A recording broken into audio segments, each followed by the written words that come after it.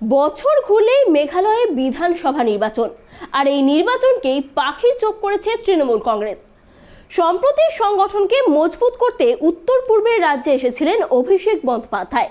এবার সেই মেঘালয়ে পা রাখতে চলেছেন মুখ্যমন্ত্রী মমতা বন্দ্যোপাধ্যায়ও। আজ সোমবার মেঘালয়ের পথে রওনা দেবেন বাংলার মুখ্যমন্ত্রী। তার এই সফরে মমতার সঙ্গী হচ্ছেন অভিষেক বন্দ্যোপাধ্যায়ও।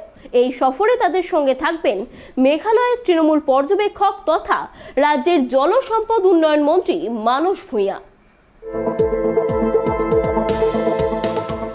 তৃণমূলের নজরে মেঘালয় উত্তর পূর্বের রাজ্যে অনেক দিন থেকেই ঘাঁটি মজবুত করতে উদ্যোগী হয়েছে তৃণমূল কংগ্রেস। ইতিমধ্যে কংগ্রেসের 12 জন বিধায়ক তৃণমূলে যোগদান করায় এখন মেঘালয় বিধানসভায় প্রধান বিরোধী দল তৃণমূলই। আগামী বছরের শুরুতেই মেঘালয় বিধানসভা নির্বাচনেও অংশ নেবে বাংলার শাসক দল। এরই মধ্যে আগামীকাল মঙ্গলবার মেঘালয়ের শিলংয়ে কর্মী সভা করবেন তৃণমূলের চেয়ারপারসন মমতা বন্দ্যোপাধ্যায় ও সর্বভারতীয় সাধারণ সম্পাদক অভিষেক বন্দ্যোপাধ্যায়। মঙ্গলবার দুপুরে শিলংয়ের সেন্ট্রাল লাইব্রেরিতে এই জনসভা হবে।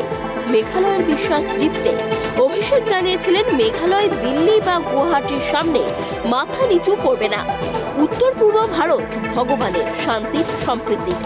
বিজেপির একাধিক বড় বড় নেতারা এসেছিলেন বাংলায়, আমরা তাদের জায়গা কোথায় তা দেখিয়ে দিয়েছি।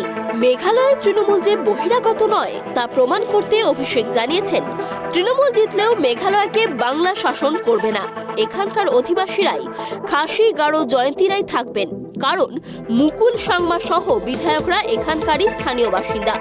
অভিষেক আরও জানিয়েছিলেন, এটা একমাত্র রাজ্য যেখানে কংগ্রেস বিজেপিকে, বিজেপি কংগ্রেসকে সমর্থন করে।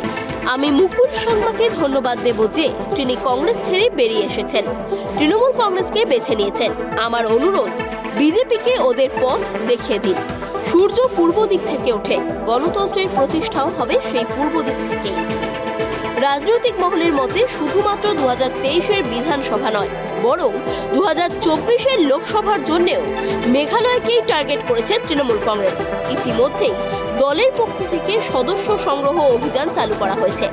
যা যা ঘোষণা বা বক্তব্য তিনি শিলংয়ে রেখেছিলেন তা রাজনৈতিকভাবে বাস্তবিক রূপ দেওয়ার জন্য মেঘালয়কে দিল্লির সামনে নিয়ে আসা হচ্ছে বলে তৃণমূল সূত্রের খবর। কর্মী সভার আগে বা পরে চার্চে যাবেন মমতা বন্দ্যোপাধ্যায় ও অভিষেক বন্দ্যোপাধ্যায়। কথা বলবেন সেখানে গিয়ে। পশ্চিম গারো পাহাড়ে আদিবাসী ভোট ফ্যাক্টর, সেখানকার জনজাতিদের নানান অভাব, অভিযোগ, অসুবিধাকে তুলে ধরতে চাইছে Trinamool Congress. Bureau report, tribe TV.